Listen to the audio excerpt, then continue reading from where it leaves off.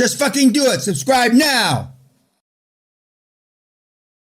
There's rioting all over America right now. Not just because of Gaza, not just because of the Ukraine thing, but I mean, in general, just people are stirring the pot of shit, which makes it all easy for us.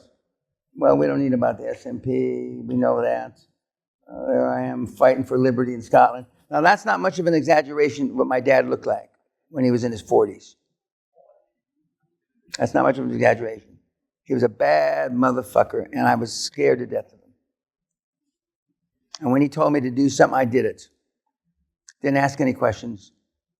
I just did it.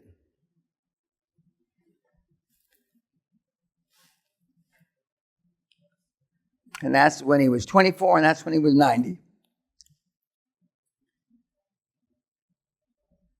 When he was 87, he got in a fight on a golf course because a guy cheated on a scorecard. And Dad punched him and broke his jaw. But the guy touched him first. When you're old, you got to make sure the other side touches you first. And he broke his jaw. He was about to hit him with a 5-iron when the security stepped in, but he didn't hit him with a 5-iron. But he was a role model for me. Whereas most of you didn't have that kind of role model.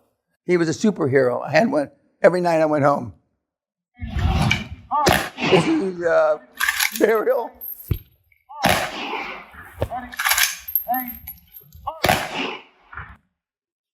And now, this is a real life. This is who they recruit into the military, not just here, but in the U.S. Bring me your millennials, your class clowns, your binge gamers, selfie addicts, snowflakes, and phone zombies. This is what we have to recruit into the military around the world, except for Russia. We had a brigade commander sat back in the corner a couple years ago, and he was getting out of the military after 23 years. 30-some% of his men wouldn't touch a gun. These are active duty military. Like the 101st Airborne, 82nd Airborne. 30% of his men would not touch a gun. And you can't make them. I could make them.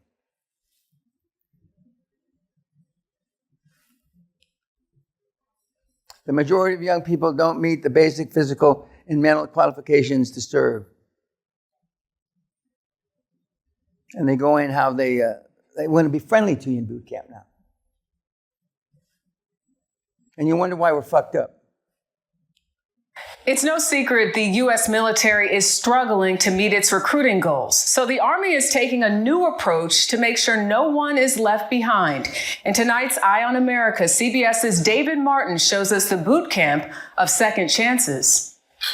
Lower your heels down to the ground. The recruits are up before dawn at Fort Jackson, South Carolina. Over the top of the elbow and kind of pull with the right arm. But this is not your father's boot camp. Instructors are acting more like personal trainers than drill sergeants. Put it in that meaty portion, all right? And Staff Sergeant Ben Thomas says that's on purpose. Yes, we are treating them a little differently. We also want to instill some of the discipline in them by not necessarily by yelling or screaming at them. Ready, stretch! This is prep camp for young men and women who want to join the Army but can't meet the body fat limits. They came to Fort Jackson to lose weight and qualify for the real boot camp. It's not the break them down and build them back up approach. Lieutenant Colonel Dan Hayes is in charge. We're meeting them halfway to help them achieve the standard, to give them the opportunity to serve alongside of us. The Army started the boot camp last fall because of a drastic 25% shortage in recruits, due in part to the fact that most young people do not meet the basic physical and mental qualifications to serve. We got 17 and 2 over 7. At Fort Jackson, there are also classes for those who did poorly on the written exam. Did you study all this stuff in high school? I did, but I don't remember any of it from high school. Like others in this class, Kelly France's final years in high school were spent learning remotely because of COVID. It's a lot harder with the teacher in front of you instead of doing it on a computer. So far, This is why 7,600 have our graduated program from prep is camp working to boot better. camp. That alone won't solve the Army's recruiting There is problem. no But competition. for these None. young men and Zero. women, it's a chance to serve. For Eye on America, David I Martin, wouldn't want any of Fort these Jackson, fuckers in South Foxhole Carolina. with me, I can tell you that for sure.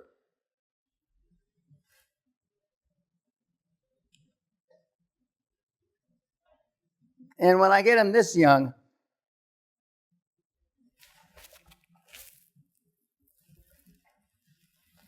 the sky's the limit.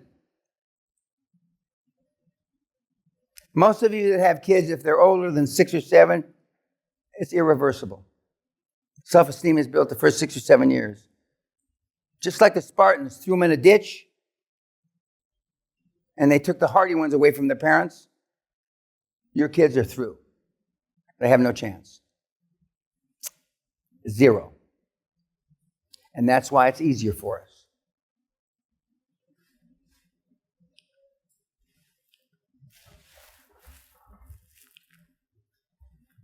Now,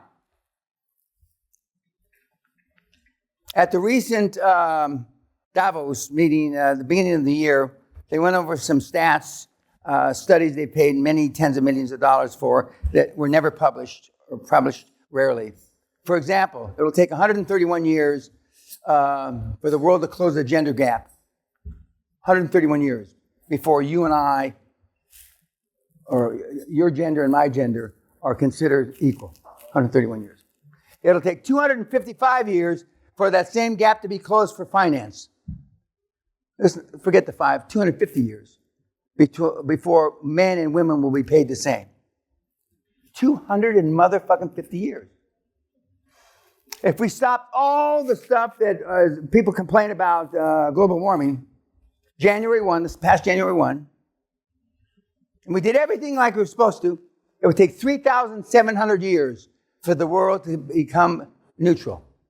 3,700 years.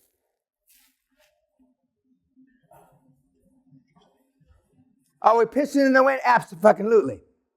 Young man, would you not use your phone, please? And that's why it's easier for us. 3,700. I said that to University of Pennsylvania and various other schools that I had the privilege of talking at. And I said, young lady, if you knew this, she said, well, I stopped, I just party.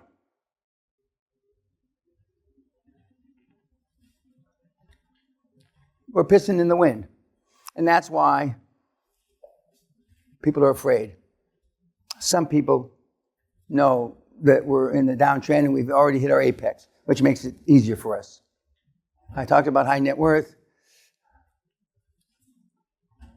Generational wealth is the closest you're going to get to immortality because you're going to name buildings after you, highways, streets. Otherwise, you guys shouldn't have been born. Now, whereas your heritage, this is my heritage, which I've already alluded to. Grandpa Peña got shot down in a gunfight in Demi, New Mexico in 1918 as a deputy marshal. Grandpa Tinoco rode with Pancho Villa, a rapist, murderer, and killer, to bring statehood to Mexico. My dad was an CIA assassin. So it's in my blood.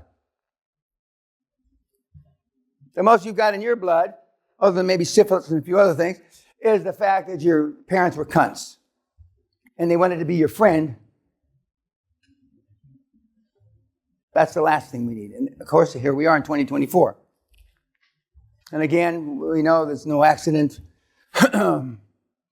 Now, you were raised to think that this is life. That's not life. And the guys like the pig fucker that you saw, God love him, because he came up hard, know it. So now how are you going to relate so far what you've heard to picking a chairman. It's the most important thing. So I'm going to spend time now. How do you get the most important person in your life going forward? He's going to be the main reason, 60, 80, 90% of either you're going to make it or you're not going to make it. Vis-a-vis generational wealth in the shortest time humanly possible. We've done it in 26 days, and we've done it at the other end of the continuum in 13 years. I would almost bet my life that nobody wants to be at the 13-year end of the continuum, and almost everybody would rather be in 26 days. But do you want to be like a pig fucker? No. There's probably not a man or a gal in here that want to have any of the characteristics or traits of Mr. Northern Ireland. Oh, well, that's one thing. But with that enthusiasm and energy comes a lot of baggage.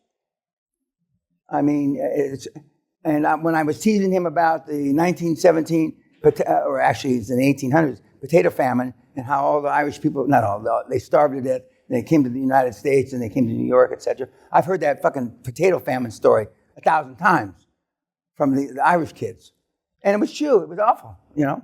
And arguably the English still have their foot on the neck of the English still have their foot on the neck of the Irish. But nobody gives a shit. See, what most people don't understand is most people don't care about your problems. And you can go to these various kinds of classes where they do jelly rolls, and but they don't care. And I never saw a jelly roll make anybody $1 million. Chairman, older than you. I'm being slightly cheeky. More sophisticated than you. More learned than you in the area you decide to go into. If it's healthcare. Almost all my examples are healthcare because it's the easiest. Why do you still say healthcare after 30 years? Because it's the easiest. My goal is to get that young man between A and B as fast as humanly possible. Irrespective of his race, color, creed, religion, thought process. That's my job. And there's nobody in the world better at it than me. Teenage multimillionaires to the biggest deal in recorded history. But it all starts with a chairman. Or chairperson now. There are a few gals. But when I say chairperson, I mean guy. Where do you find him? Yes, sir. You've always said LinkedIn is the best place to find individuals. From your lips to God's ears. Correct. 85 to 95% of everything you're going to, not everything, it's a slight exaggeration. I like to exaggerate. 85 to 95% of everything that has to do with recruitment of your QLA team, dream team, comes from LinkedIn. I'm going to show you the other 10 to 15% over the next day and a half. But LinkedIn is your friend. And the LinkedIn that costs $100 or $150 or something like that, right? Or whatever it costs, it's worth it. It's worth it. Now, the magic words are put in the subject matter, okay? And the subject of the LinkedIn that you're going to send out to the general populace, and that is free founders equity. Free founders equity. First of all, old guys like me don't believe there is any free lunch. But there is actually a free lunch from guys like you that are given free founders equity when they join your dream team, they join your board. Doesn't cost them anything. And the challenges I have and what Gabriel started to explain about his options that he gave to the dream team, if you remember, it's a special kind of, it's a reverse clawback, And I said, right after he's completed his little talk, I said, the more complicated it is, the harder it is going to be to sell. The easiest thing to sell is straight up. Everybody's got one class of share, A shares. Your options are just like, not options. Your shares are just like my shares. There's something about when you say it's just like me that all the defenses go down. Not that they should be defensive, but it sounds better. You're going to be treated just like me. So you're going to find these people on LinkedIn based on, you have in your templates little ads. And there's 5 or 6 of them. And those ads, you're going to test. You test 1 and you'll see how it works, and then you'll test them all and see how they work vis-a-vis response. And then the two that have the best response are the two that you will pursue, or the leads that you get from that response. And it's in English, and I told you, other than Arabic, it all translates pretty good, into the language. But free founders equity. Now, I told you last night, these guys work 20, 30, 40, 50 years, and they get nothing. And their retirement packages cannot support their lifestyle that they learned or built up, especially their spouses got used to. I remember cutting a deal a long time ago, and the wife only wanted to know if it came with a limo and a driver in perpetuity. Now, I read that, I'm reading the lawyer's documents. I didn't believe what I was reading, so I called somebody and I says, yeah, the last position he was CEO, he got thrown out, and he had two drivers and 2 cars, and they took his wife's car away from the tennis club when she was playing in a tennis tournament, and she doesn't want that ever to happen again. Okay, so I said, yeah, that's easy. She's got a limo for life if he does this. If he doesn't do this, fuck him. I don't care. And so they will bite at the fact that they don't need cash right now, but in 3 or 4 or 5 years, and the program is based on a 30-month exit. And we have as quick as less than a year, and I just leave off the 12 or 13-year one. That just scares them. It's the truth, though, but you don't have to talk about that, 12 or 13 years. And the example we used to use, I don't think we use it now because we have kids that have made a lot more money than I did, but my directors got 2%, walked away with $9 million. Guys that had 4% walked away with $18 million. Guys that, et cetera. And so it's for real. It's for real. And and you're going to hear people on the webinar that made $70 million in 10 months. And he's the only guy, which you know the story now, has ever asked me in 30 years, how many times am I going to get my seminar fee back? I'd never been asked that question before. And he's the guy that got $70 million in less than a year. And you're going to see him in a day or two, Roberto. So it's a chairman. Now, if you're black, you want a black chairman. What you want is chemistry. I don't give a shit what fucking color they are. I don't care what religion they are. You want chemistry. You want something to be able to talk about other than the deal. In my career, I've had 3 main mentors. Costa Grassos, from the CEO of Onassis. He and I enjoyed fine wine and food and eating the excess. And he wasn't supposed to eat like that because he had a bad ticker. Jim Newman was tennis, and Jerry Orman was golf. So we could talk about something else. We could ask you to go out and play tennis, play golf. Okay. Video games is not going to have something you have a shared interest with your chairman. And a lot of in this room, all they know is fucking video games. So they used to call them hobbies. I don't know what to call them now. But you have to have an interest other than biz. Should he be married? Should he be single? It doesn't matter. It's how he gets along with you. But if he tries to pretend to be your father, next. Not just for the pedophile reasons, but next. Because those are the guys that are more inclined to take your deal away from you. You don't need another father or a grandfather or whatever the hell they try to be. Now, there's some guys around the world. There's some Hispanics, some black guys, some white Christians that are in the game of mentoring and acquiring assets through you. Those aren't the guys I'm talking about. These are guys that have done deals. These are the guys that have been chairman and CEO of companies that have done billions in value in transactions for your chairman. And you don't do it in one meeting, okay? You do it a series of 2 or 3 meetings, and once they respond to your email through LinkedIn, your goal is to get their personal email address so you can email them, okay?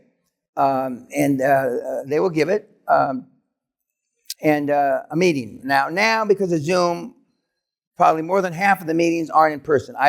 You're going to hear what all these guys say, and they all say that they got their chairman in person, face to face. So that's my recommendation. So you set up a meeting. If the meeting's at his club, he's paying. Okay? We do not buy dinners and lunches like TK. No. That disappeared in the 70s and 80s when you had an expense account for the sales program that you were pushing, and no.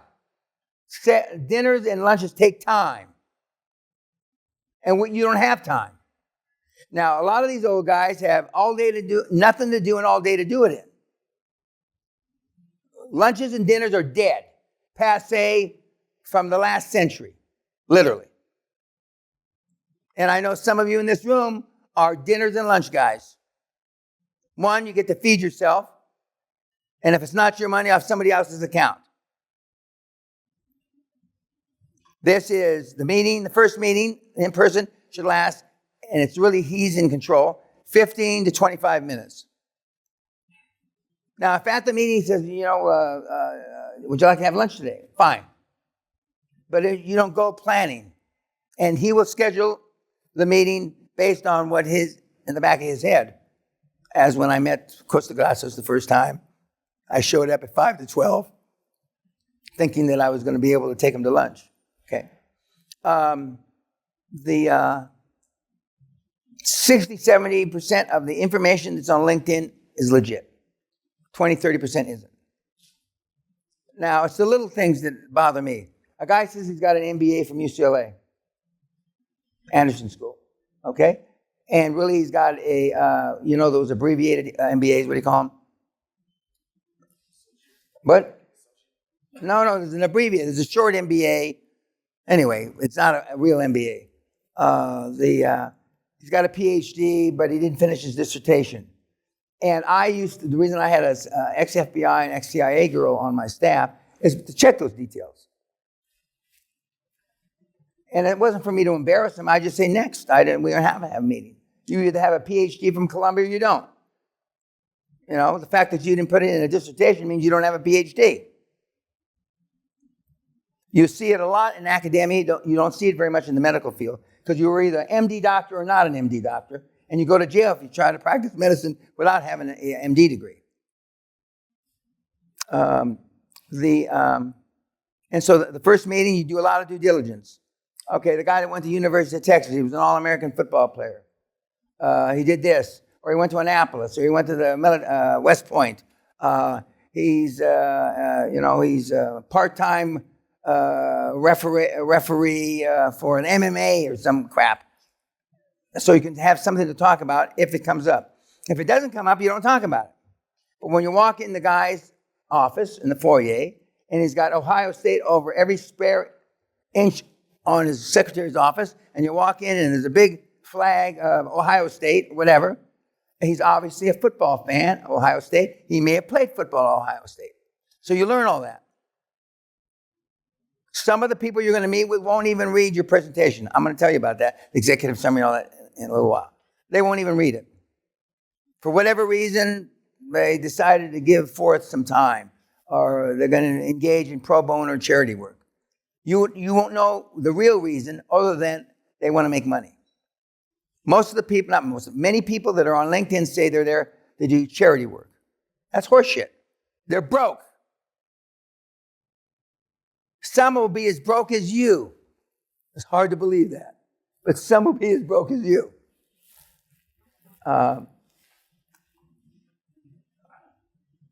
So now you're there, and you wear the uniform. Whether you're in Panama, and I see Roberto Duran, who sent me his boxing. For those that are old enough, you remember Roberto Duran.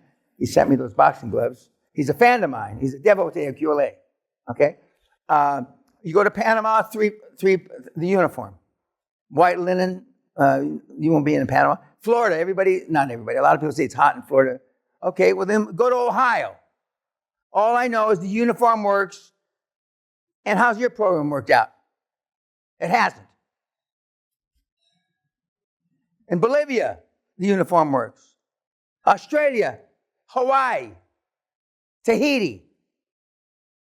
You heard the pig fucker, the pig fucker had a meeting with his chairman, and he was dressed in the uniform, and his chairman is wearing casual clothes. The first 10 or 15 minutes, the chairman is apologizing for being a pig. You want them on their back foot. All we need is a little leverage. And them apologizing in the first 10 minutes because I've had people show up at the meeting at pool resorts with cum stains on their fucking trunks.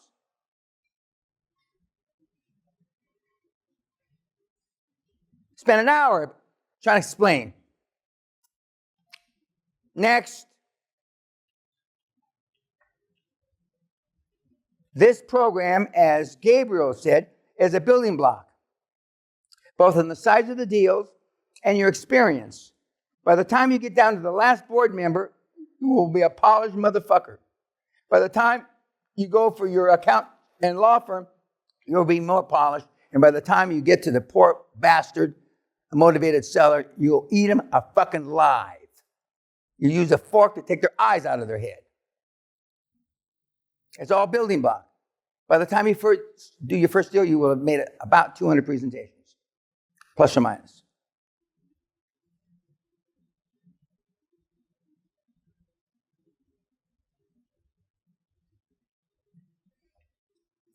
One of the questions that the chairman will ask you, or potential chairman, is time commitment. Europeans are more interested in what time commitment this is required of me than Americans. Americans are just slap ass, jerk off, fucking, they don't get it. But Europeans, for the most part, including Britain, will say, well, what sort of time commitment is this? And you'll say with your hand on your heart between 5 and 10 hours a month in the beginning, which is the truth. Okay? When you have deal flow, like Gabriel has now, it's now 20, 30 hours a month. Because you're looking at deals. You're asking for them to opine on the transaction vis-a-vis the numbers, et cetera, that you've given them. And when we talk about analyzing deals later on, I'll give you more detail. If they ask for a check, a salary, or upfront money, next. Sometimes you don't get that information until you meet them in person. Europeans don't like to talk about money. And they like to write about it even less. So you may not, they may not drop the shoe on you about they need money. Thank you very much, sir, for your time. I think I'll pass on lunch if he's taking you to the club or something like that. I'll pass on that. Good luck to you. There's no perks on the board initially. Perks meaning, credit cards, expenses, stuff like that. And when you interview people, if you're not going to interview them there at their establishment, and they come to you, they pay for their own fucking ticket. They pay for their own motherfucking cab. They pay for their own motherfucking hotel. And that's a form of a doofus test. If they don't have two nickels to rub together to come, sorry. Now, I used to be horrible about it. Well, when you get a couple of nickels, asshole, let me know. I'm not suggesting you do that. But it is fun to do. Poke them in the fucking eye. It is. Now, I do have some mentees, unfortunately, that do some nefarious type shit to these guys. I'm not recommending that. I have no part of that. Not everybody, I hope you're not decent human beings, but not everybody is even at the decent human being end of the continuum. So some of my kids out there, God knows what they're doing. I don't want to know. I'm like my mother about when I was a kid. Don't tell me what Danny did. I don't want to know. Okay? Well, I'm similar. But the things that I'm chairman of, I fucking do know. And if I believe it's inappropriate, I will come down like thunder. So now at the meeting, and prior to the meeting, you send them an executive summary, which is in your gig thing. Now some of you are so lazy, you're going to just put the template, has a name, it's called Brownstone. It was one of my superstars of the 90s. And you won't even change the name on the fucking executive summary. You send the Brownstone one from 1996. That's the level of your stupidity. And you send the executive summary, which is not a business plan. It's executive summary, maybe a page and a half max, and to him. And when they meet for the first time, you want words to the effect, I'm very impressed with the growth potential. I'm very impressed. Okay. And so the next words out of their mouth during the conversation, whether it's 20 minutes or 40 minutes, is that if I can add value, I'm very interested. If I can add value, I'm very interested. Okay, YouTube, bye.